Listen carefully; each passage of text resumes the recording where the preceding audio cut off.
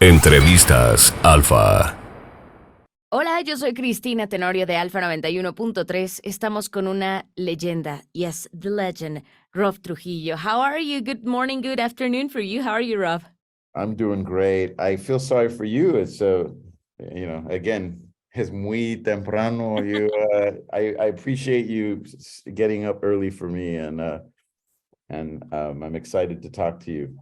Man, I couldn't miss the opportunity to talk about, with you, first of all, and about this amazing record that is 72 seasons that, you've already heard all type of feedback from your fans. That is the most important feedback, but trust me, it's so, so good. So let's talk about it, Rob. A great album, a different album for many reasons, pandemic and everything. But for you, like, which one do you think is the most challenging and the most satisfying of dropping this album? Maybe a moment in the studio or while planning the album, the most challenging thing that you can remember of it. Well, the obviously the most challenging thing was trying to create and collaborate from distance. With the pandemic, we were obviously forced to be away from each other. And when we decided to start working on new music and new ideas, it happened really from afar. So we had to get our home studios up and running. My home studio was in storage for like 10 years, 12 years maybe. So I went and got my home studio back to get put together, and we got a little bits of new gear, and our producer Greg Fiddleman helped us kind of put everything together so we could start communicating musically through our studios and through the internet. And that's how it started. So that I would say was the most challenging. But what was great was when we did get together, I don't know, a year later, 8 months later, however long it was, you really learn to appreciate those moments where you can actually jam, and be, in person. And this album has a lot of those moments. So some of the segues you hear in there, like with Lars and I, jamming together, and those moments are very, very, apparent in these songs. It was like, a catharsis, like opening something that was contained with a lot of energy. And finally, when you met each other, it was like, we have to play. And I know that you have this first approach to Lars of saying, let's start working on new music. Just like lighting the match. In the beginning, was that to you like some kind of, I don't know how this feeling worked for you, like any kind of pressure? Yeah, well, there was an interesting moment, and I don't know. I've told a couple people, maybe Lars. I don't know if Lars has even said anything, but so James. It's important because James had initiated everything by sending us a version of Blackened. He didn't tell us what it was, but it was an acoustic version, and we titled it Blackened 2020. And it was sort of the first step. Well, it definitely was the first step for him saying, hey, let's do something.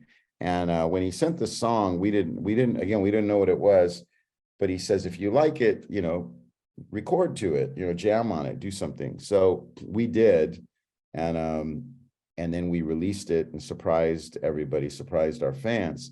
So with the success of Black in 2020, it was thought that maybe we would do another acoustic version of a song, an interpretation of Day That Never Comes.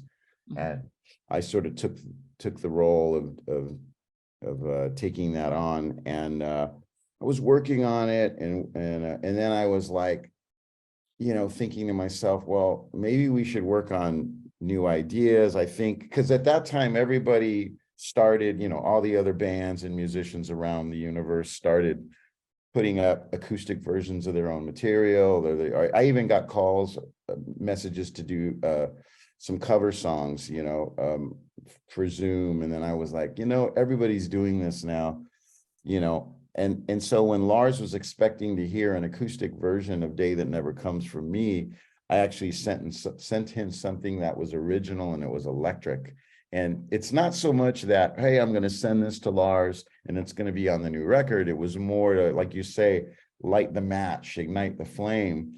And he called me and he was like, I'm confused. Is this supposed to be Day That Never Comes? Because all he heard was this electric, guitar and bass. And I said, no, man, I don't think we should do that. I think we should do original material and start working on a new record, and he was like kind of, quiet or whatever. And then about 3 hours later, he FaceTimes me and he's sweaty and he's in his robe and he jammed on my idea.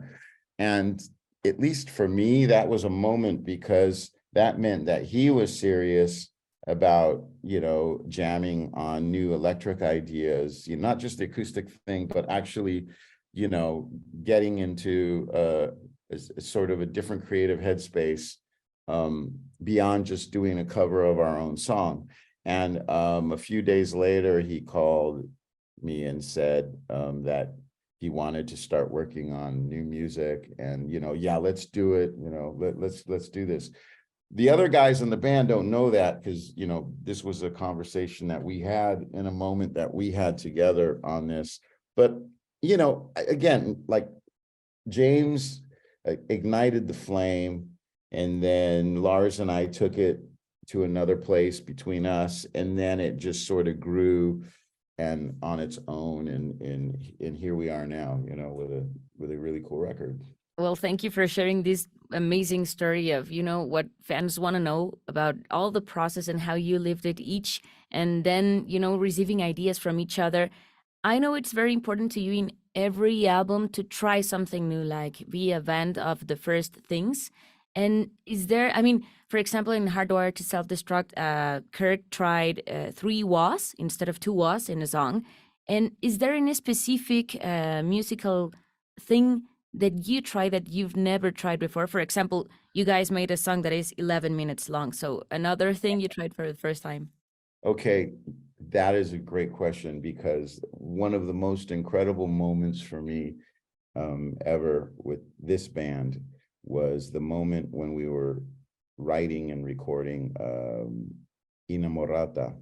So basically the breakdown, the bass section, there's a few moments on this album, but this one for me was really, really special because it was the first moment where I improvised on the spot. And I literally, what you hear on the album is obviously the main recorded moment, but there were others, maybe like 100 others, and each one was improvised. And each moment I was literally closing my eyes and I was kind of just, I was speaking through kind of my body, through the instrument, and it was true improvisation coming from the heart. And like I say, on this album, every note we play, the collaborative energy of all of us is very apparent. Somebody said the other day, it's like I feel like I can see you guys playing in front of me, like James is singing in my face and she's like, and the bass is right there and all of you guys are right there in front of me. And that's because I believe that every note we played had that intention, and that passion. But that breakdown in Inamorata is really special for that reason, because it's really presented to you and to the world as an improvised moment from the heart. And like I said, there's about 60 others of that moment on there, but each one was special. So what you're hearing is that coming out of me. And I don't know if I could ever play that exactly. I'm going to have to obviously learn it and play it live, but just the fact that I got to do that in this band, is really, really a special experience for me personally. And by the way, is one of my favorite songs. It's just amazing, as you're saying, hearing something that long, but that it doesn't feel like the time, because you feel in every note, as you're saying, in every note, feeling it different. And about the riffs, the one you called the Chichi Chong riffs, do you have any favorite riff? of the Oh, album? oh yeah, my riff that has been celebrated on this album is actually in You Must Burn. So you know the middle section. I call it my Ozzy moment where I'm singing with James. But that riff is you know, every once in a while you have an idea, and at least for me with Metallica, and I'm like, that's for Metallica. Nobody touches that because that's for Metallica. That's what happened with Suicide and Redemption, you know, the bass line on that. I was jamming that with my friends and, you know, down in LA, and you know, I remember Brooks Wackerman, who plays with Avenged Sevenfold now. He and I were jamming in the studio, and I started playing Suicide and Redemption. And he's like, "Oh, that's really good. Whoa." You know, everybody got excited. I go, "No, that's from Metallica," you know. So that was similar to that middle riff in you know, in You Must Burn. And you know, do do do do do do do do do, you know, and then the boom, boo, boom, boom, ba da da da da da, you know, again, channeling and getting your influences in there. The bass slide, I was thinking about Ozzy, and I was thinking about the song Believer just because of the slide. It's all this stuff going on there. And I'm always excited about those moments because you know something's going to work, you know, and you can imagine your band playing it, and you can imagine James and you know, Lars on the drums, stuff like that. So those are special moments, and they don't always happen, you know, to that level. The Suicide and Redemption story was pretty good because I had played that a few times for people and jammed it, and they got very excited about it. And I said, no, you can't have it. Sorry, you know. I can see, Rob, this emotion. I mean, I can wait to see you guys on stage live, because I can see the energy that you feel just like saying these notes to me, the riff. But is there any song? I mean, you have lots and lots of songs, but is there anyone that you're waiting to play live because you think it's gonna give you like the chills of emotion when you hear people singing back to you? Oh yeah, a lot of these songs, but you know, oh, you know how we have the line temptation, you know, that line, I can totally hear, you know, if darkness had a son, being celebrated in front of a crowd. It's like you already know, you know what I mean? It's like, to what level though is what's going to make it really special. But you know that, like, already a song like If Darkness Had a Son is going to really resonate, and that'll probably be a keeper. I also feel strongly about 72 Seasons. I believe that song is going to resonate in front of a live audience. That's the cool thing about this album. There's a lot of songs that are going to have their place live. You know, obviously we have to choose which ones to play and which night.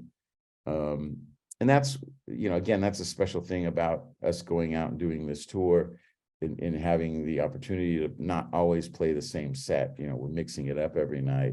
So having new songs to play within that context is going to be really fun.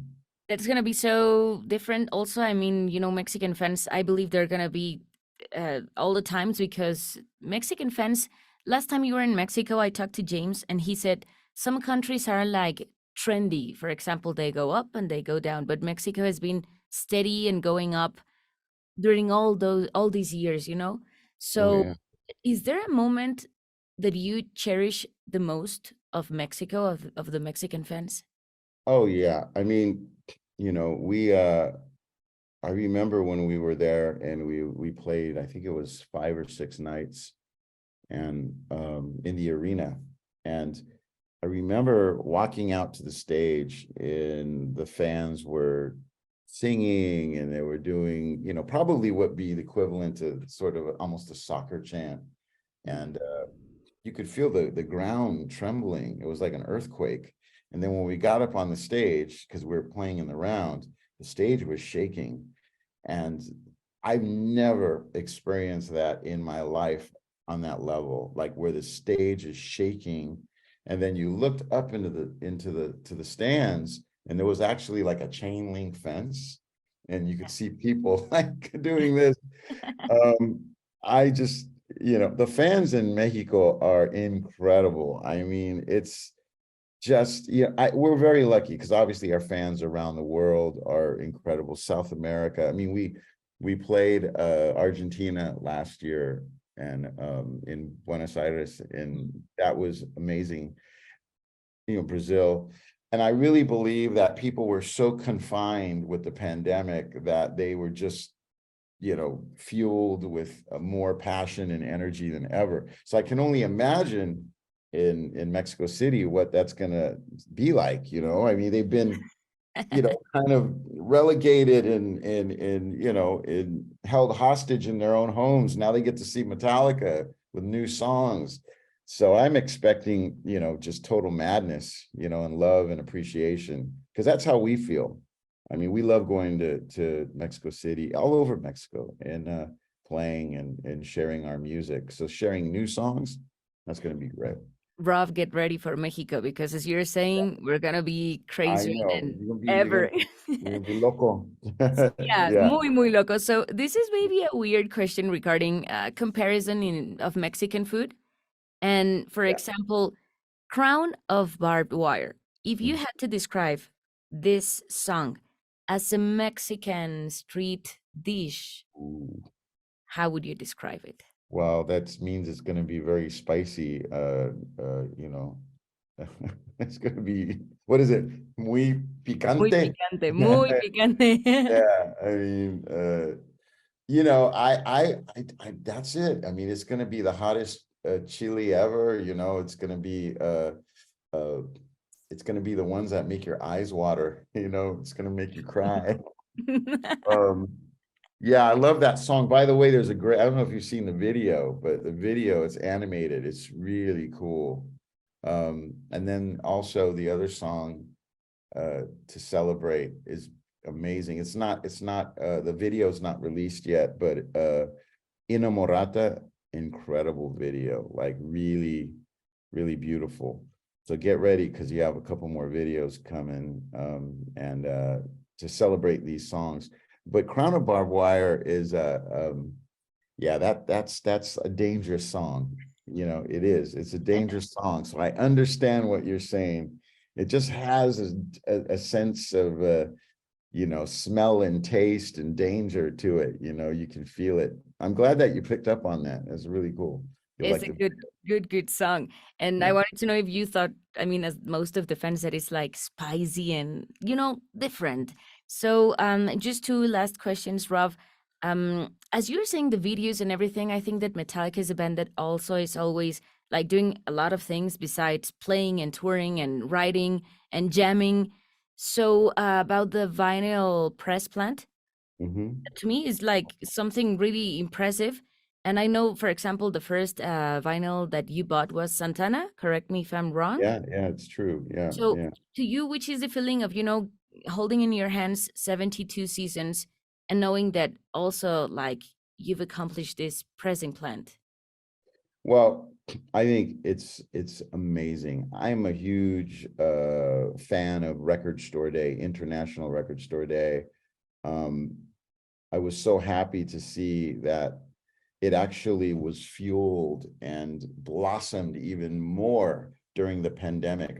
You know, at one point I was talking to Michael Kurtz, who I'm really good friends with from Record Store Day, and you know, he's you know, one of the main sort of I guess you could say individuals to spearhead, you know, this movement all over the world. And we were worried that the independent record shops would not be able to survive the pandemic. And what ended up happening was the opposite.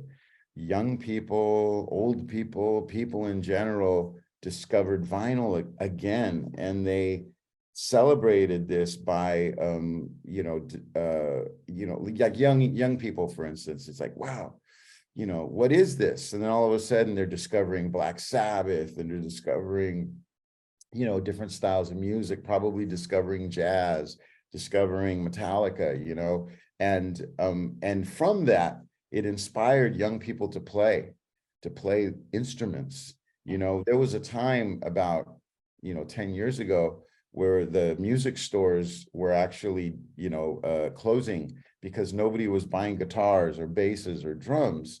And that to me was heartbreaking. And with vinyl, I believe that it's helped inspire young people to play instruments and to write songs. I know from my son, from Ty, seeing all these young teenage bands in Los Angeles and in California, and I'm there, I'm on the street, so I'm able to see these groups. When his band Otto plays, I'm seeing this band and this great drummer and this, you know, and I'm seeing all these young musicians. I'm like, wow, where'd they come from? Well, they came from the last 3 years of growing and playing, you know, music and instruments and being passionate like I was and like we were, the members of Metallica, you know, exactly the same way.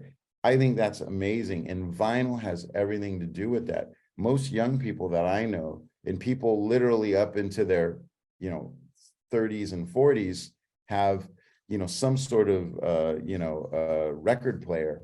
And one of the things that I can share with you is that when I celebrate a new record, I buy the vinyl and I go to my friend's house, my tour assistant, Jeff Bass, and he's got this wall of speakers and this turntable and these great, like this whole setup with the you know, the amps and all the deal. And I sit there in a chair like the old Maxell commercial, and I'm listening to the power of this vinyl, of this music.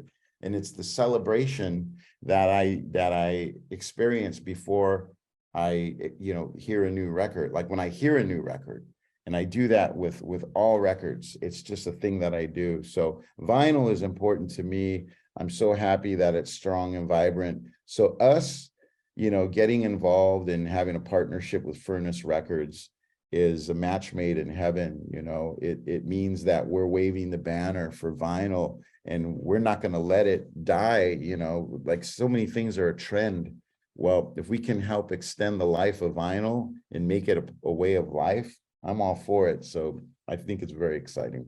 Giving life back to music. So Oh yeah. that's just Well, amazing. also you know, when you look at the artwork and the gatefold, Mhm. you know, and you take out the, you know, and you're like seeing who played what and you know, where it was recorded. I love all that information. I mean, the reason why the Santana album was so important to me is because I was listening to the music and I was studying the artwork, and, you know, and it was everything from like, what's going on there? You know, who's this woman? You know, who's this dude over here? He looks like he's singing, you know. I'm like, you know, I was really dissecting and embracing what I was looking at with the music, you know, and all of that. So, you know, it's way better than looking at sort of a little CD and cool, you know, it's not the same. You know, you need to have something that's physical on that level. Yes. Well, Rob, thank you for this, for your time. Just a last question, a weird question too. If you could pick any song from 72 seasons and choose any artist from any genre to make a cover of any of the songs, who would you choose? Oh, wow. That's a good question, because it could be really funny, and I could tell you that I would choose. Are you familiar with Cheech and Chong? No. Okay, Cheech and Chong were a comedy team, and I've been saying this in the press, and if you, when you get a chance at some point, look them up. They had an incredible song called "Earache My Eye" in the 70s, and it was da da da da da da da da, you know, and they had a horn section, everything. And "If Darkness Had a Sun" is a song that I've been saying I could hear Cheech and Chong like "Temptation," you know. And in Cheech and Chong, they had a one guy, they were like what we call stoners. So they were always very high, and you're like, yeah, man, cool dude. And one of them was what we say Chicano. He was Mexican American, and yeah, that would have been Cheech Marin. Cheech Marin is his name. So I always imagine him going "Temptation," you know, like that. But aside from that, that would be the humorous side. I would say, let's see, what would be a really powerful song. I mean, I would love to hear like 72 Seasons. And this is going to sound crazy. What if 72 Seasons was covered by Slayer? I mean, that would be pretty cool. That would be pretty cool. No one would expect that, but I would love it. I would love it. Because I always feel like, as some people say, there's a competition, and maybe it's because I came into the band later. I view it as more as two signature sort of icon powerhouses, that had this energy back in the early 80s, really strong. But like, what if, the classic, Slayer lineup covered the song like 72 Seasons? That would be pretty cool. That would be weird. So maybe we can make this video viral, and maybe that could happen. Maybe that could happen. You go, "Hey, what? Come on, man, those guys, they're too good." Rob, thank you for your time. We can wait to have you here in Mexico. And well, I mean, thank you for this interview and for this nice talk. Well, thanks for having me, and we will see you soon. All right. Sí. Okay. Adiós. Entrevistas Alfa.